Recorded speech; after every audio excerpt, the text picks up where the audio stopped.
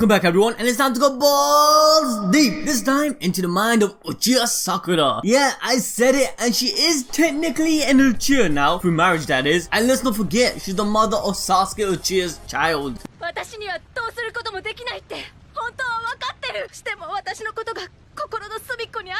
Be gone! Hot! But seriously guys, since the end of Naruto and then the start of Boruto, there has been a lot of growth and changes to the OG characters, and I noticed that some of these developments are underlooked, especially on Sakura. She has been getting a lot of hate for a long time now, and it's not like she did anything wrong. Okay, listen, aside from her past mistakes, I do believe Sakura is one of the highlights throughout the Boruto series. Although she doesn't really get too much screen time, the moments we do have definitely shows her growth and maturity. But in this video, I'm going to break down Sakura's character, explaining what Kishimoto originally intended and why mainly in the Western world she actually ended up getting a lot of hate. Yeah, I say mainly in the Western world because overall, even though the hate on Sakura is real, she still managed to do okay in the weekly Shonen Jump character popularity polls, as Sakura has been placed many times within the top 10, and in the last Naruto poll she was ranked 12th, which is still far better than a lot of the other characters. Bruh. But again, Japan's outlook on things is known to be very different from the Western perspective.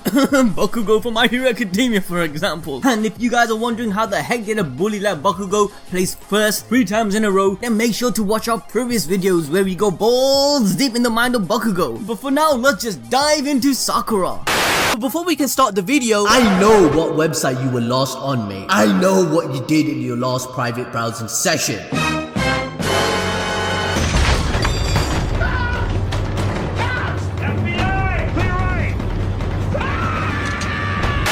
Now, if your heart dropped or you're genuinely scared that someone would say that to you, I'd like to introduce our sponsors, ExpressVPN, who once again are hooking everyone up with a special discounted membership, including 3 months for free, with our special link in the description and comment section below. Just as we see the scientific advanced technology in Boruto enhancing many of the ninjas for the better, I'd suggest buying a VPN, because ExpressVPN protects you from hackers who try to steal your private information. And yeah, that includes you searching up your favorite waifu, mate. But not only that, they also protect you from your own ISP, which is an internet service provider, preventing them from spying on your day-to-day activity, logging it and then selling this activity to third parties. And let's be honest, none of us want that. Most of us want to watch a good-ass anime to binge, and ExpressVPN actually allows you to have access to just that. This is because ExpressVPN helps unlock tons of streaming services in many different regions, such as Amazon, Netflix, Hulu, whatever you may use. So if a certain anime is not available in your region, just change your VPN country to the one you want, and you can watch all the anime you want across the world. And yes, it's legal. I checked the terms of service. Like the other day, I couldn't access HBO or One Piece, who just acquired Netflix on the US version, but now I can. So I want everyone to make sure to keep yourself protected and safe in all ways of life, starting by clicking on our link in the description and comment section below. Go to the link expressvpn.com/abd. You can get 3 months extra for free, plus there is a 30-day money-back guarantee, so there's nothing to lose, just trying it out. Okay, so before I get into the reasons why Sakura got a lot of hate from the audience, let's first go into her character conception and what Kishimoto himself was trying to achieve. From the start of the series, the initial conception for Sakura's character wasn't clearly mapped out. Originally, Kishimoto didn't intend Sakura to be one of the main protagonists of the series, as to the fact he mentioned in an interview that he isn't really good at portraying female heroes, and in trying to do so, he fashioned Sakura as the best example of a heroine he could come up with, which was a girl who cannot understand the workings of men. Ultimately, he viewed Sakura as a more of a supported role, but Kishi also wanted a female character who would be applicable amongst the ordinary people. His intention was always to write Sakura as a realistic girl with faults and personality traits that is common amongst all people. Basically, in Sakura's case, she was meant to depict a girl's real self and act as a relatable character for his female readers to latch onto. But while coming up with Sakura, Kishimoto also had a desire to make of a somewhat irritating character with good intentions, so he incorporated those traits within her. Unfortunately though, Sakura became a bit too irritating for some of us, being a classic tsundere with a bold yet sensitive personality. In a later interview, Kishimoto insinuated that Sakura's strong character was actually modeled after his wife, where personally he liked how he initially portrayed her, demonstrating her inner voice, as he felt that most of us also go through that process. But guys, the most important thing we learned here is every one of you guys who are hating on Sakura are actually just hating on Kishimoto's wife. Okay, so yes, Sakura's character went through a lot of scrutiny and gained hate as the series progressed, but ultimately Kishimoto did try to write Sakura more realistic than any other character and try to show a girl's real self feelings through the inner Sakura. He thought that she would appeal to female fans, but was surprised himself when she actually became hated. He further stated that even young girls came up to him just to tell him how much they hate Sakura. This led to Kishimoto actually regretting Sakura's character, but he felt it was too late to drop her off and try to preserve her by thinking of ways to raise her popularity. He did this by showing Sakura in many more cover pages. Like in the 4th volume, a cover page shows her with Katsuyu, where this was a direction he tried to work in. In later volumes, he tries to draw her more beautifully. At one point, my man even felt as if he should just bond Sakura altogether and focus more on Hinata, as he stated that many who work with him also have told him that Hinata would have made a better heroine than Sakura. So what happened? Why did everyone end up hating Sakura so much to even surprise Kishimoto? Did Kishi actually mess up in the direction he took her character? Well, the thing is, regardless of Kishimoto's intention of not planning to make Sakura a main, the fact that she was put amongst our main 2 protagonists gave us the illusion that she is in fact a main character, and even if not on the level of Naruto or Sasuke, at least on par with some of the other characters like Shikamaru. And hey, I'm not talking about raw strength, I'm talking about character role. What I mean is that Sakura during some stages of the Naruto series made us feel as though there couldn't be any more of a useless character in anime. In the first part of Naruto and even going into Shippuden, Sakura's set of achievements was pretty much non-existent, especially when compared to her peers. Now obviously it's not fair to compare her to a couple of reincarnated gods, but if you consider the achievement of some of the other supportive characters like Shikamaru, Rock Lee, Neji, and hey, I would even throw Hinata into the mix, as in my opinion she did more for Konoha during the attack by pain than Sakura did. And it wasn't even the fact that this girl didn't have the ability, but for some reason, whenever the opportunity presented itself, Sakura's personality or lack of mental fortitude destroyed her very chance. Most of us wanted a female badass on par with our protagonist. Having Tsunade as Hokage gave us hope that a female can compete with the strongest and have a solid foundation to her behavior. However, Sakura failed to demonstrate this potential early on in the series, which further pushed fans away from liking her character. Along with all of that, a lot of the hate on Sakura was primarily due to her early aggressive actions towards Naruto. Although at times it was added for comedic purposes, it came off very annoying, especially for all of us who loved Naruto and knew what he went through from the audience perspective. The other reason for her hate was her emotionally weak attitude towards Sasuke. The way she would act crippled and useless at times made us feel super frustrated. From a trained ninja, Sakura turned into a helpless little girl. Even given the reason that Sakura was in love with Sasuke wasn't enough for this kind of behavior. Hell, let's be honest here, this relationship made even less sense than Naruto going far and beyond for Sasuke. Yes, Naruto and Sasuke was a better love story. What the fuck? Without making this yaoi or anything, Naruto did have more of a reason to fight for Sasuke, as they had more relatability along with a sense of companionship, where in Sakura's case, her love felt very superficial. Now I'm not gonna hate on that, as that's typical for a teenage girl. Either way, the problem wasn't Sakura's love, but on the way she would become so emotionally distraught, forgetting everything beyond her feelings for Sasuke. There was also other countless points that brought hate towards Sakura, but I'm not going to go through every other point, because let's be honest here, most of these notions were perceived by a younger audience with a skewed lens, probably watching anime for far too long that they forget how people are in the real world, to the point of trying to compare Sakura to our perfect waifu or a standard of our choice, instead of understanding how a character could act in such manner. The behavior and traits we hated about Sakura is actually more common in our own world than we would care to think. And looking at things from a balls deep psychology 101 perspective, Sakura is truly the epitome of a realistic adolescent innocent girl. You telling me a girl from the age 12 to 17 wouldn't display the characteristics we saw in Sakura? Superficial crush, bold yet weak,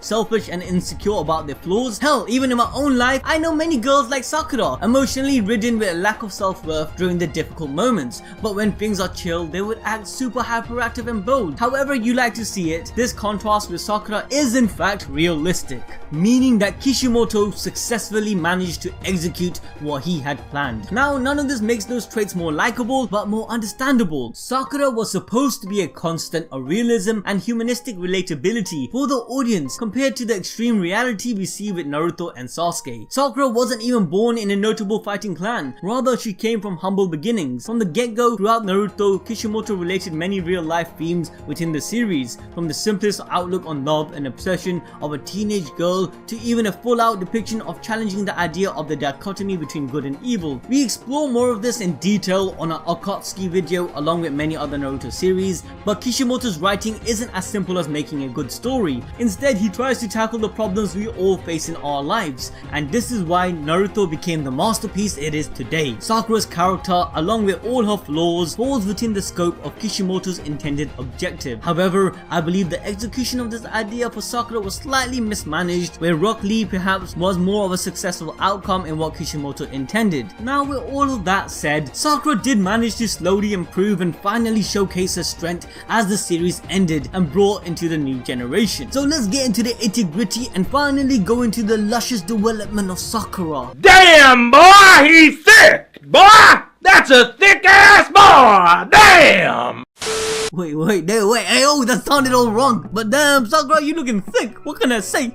Seriously though, coming back to Sakura's abilities, everyone here should know by now, her strength was amongst the strongest by the end of the 4th Shinobi World War, possibly equal or even more so than Tsunade, as Sakura faced off and survived against both Madara Uchiha whilst in his prime, along with contributing to the fight against Kaguya to the point of even breaking her horn. But hey, I guess this is still kind of debatable if at this point she was stronger than Tsunade or not, as we have to remember Tsunade is the granddaughter of the first Hokage, who was a Senju, along with the fact that her grandmother Hashirama's wife was Mito Uzumaki, which also makes Tsunade a Uzumaki. So Tsunade genetically will always have that advantage, but hey, who says hard work can't pay off? Let's not forget, even though Sakura, coming from a civilian family with no special bloodline, was still considered to be a genius in her own right. In the first half of the Naruto series, Sakura overcame many challenges and even defeated Ino with sheer determination alone. Just mastering the ninja art, Creation Rebirth, strength of 100 technique is a feat which brings Sakura to a whole new level. I can go further explaining Sakura's ability during the 4th Shinobi War, like mastering the summoning of Katsuyu, and even though Sakura doesn't have an enormous chakra reserve, she has excellent, if not one of the best, chakra control and efficiency, ultimately giving her the monstrous physical ability she has. Among many various points, we actually cover more about this in our 10 things you didn't know about Sakura, so make sure to check that out. But overall, if you look at the evidence from the series, Sakura has shown to be very capable in her abilities. Like, let's not forget, she actually landed a blow to the GB, and when smashing the ground, she caused the earth itself to shatter. When she punched Kaguya, she broke her horn. She was also able to one-shot a giant crab, killing it. Like, she ain't that weak, you know? Even her agility and evasive ability are to be noted, and her durability is something that doesn't even need explaining. She's survived many life and death moments. Like, gosh damn it guys, she actually lived after fighting Uchiha Madara. She wasn't completely useless. But skipping ahead, let's talk about her growth after the 4th Shinobi War and the events of the Naruto series. The information we are going to be using is from the Naruto The Last Movie, Boruto anime, along with Sakura Hiden series, which takes place right after the war. Actually, let's start with that. 2 years after the war, Sakura rises the ranks of Jonin, and guys, I explained what Jonins are capable of in our Ninja Rank Explain video,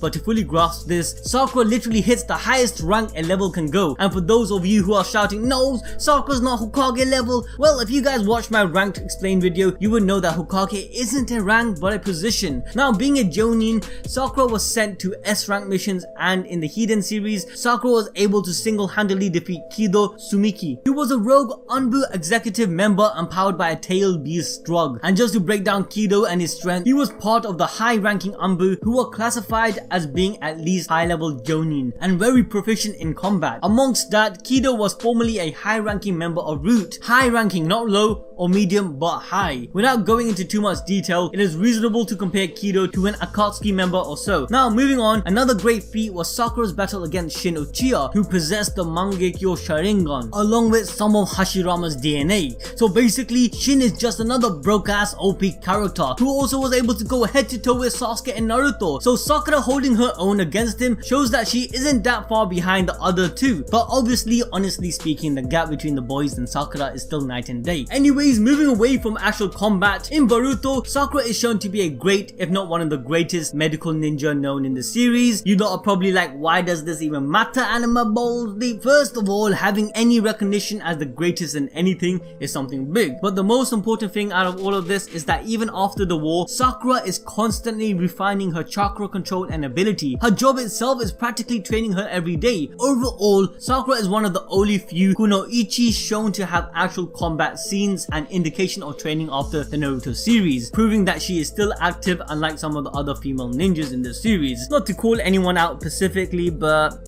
I have to do this. Hinata, what the frick happened? Seriously, Hinata was supposed to be a fan favorite. Well, considering the huge hate for Sakura, anyone other than her was considered a favorite. But Hinata having the title of the Hyuga Princess, along with her possession of the Byakugan, her potential, yes, due to this Kekkei, was probably the highest amongst the other characters. But as the series went on to Boruto, Hinata's character didn't progress much, especially as a ninja. Instead, she retired and became a full-time housewife. Nothing wrong with that, but when compared to Sakura in the terms of accomplishment, it isn't much. But Sakura in the Boruto series has displayed her progression as a career woman, being the head of the Konoha medical department, along with carrying on the duty of a single mother, taking care of her child. And let's be frank, Sarada wasn't raised too bad. In fact, she's probably one of the most mature, younger character in the series. Considering her father is barely around, that's pretty much a great accomplishment. All of this showcases Sakura's incredible improvement in mental fortitude as a woman, mother, and ninja. The Sakura we see in Boruto is far from perfect, but 100% a different outlook on the Sakura we hated. I hope this video shed a new light on Sakura's character, knowing what Kishimoto was trying to achieve, of course along with being inspired by his own wife to build the Sakura we knew. Hopefully should let us have a bit more appreciation for her role and acknowledge that she turned out pretty amazing in the Boruto series. Let me know what your thoughts are in the comment section below. Do you agree? Do you disagree? And if you want us to cover other characters in a similar fashion, then you know what to do. Smash that like button, subscribe to watch our latest videos. Until then, I'll catch you guys next time.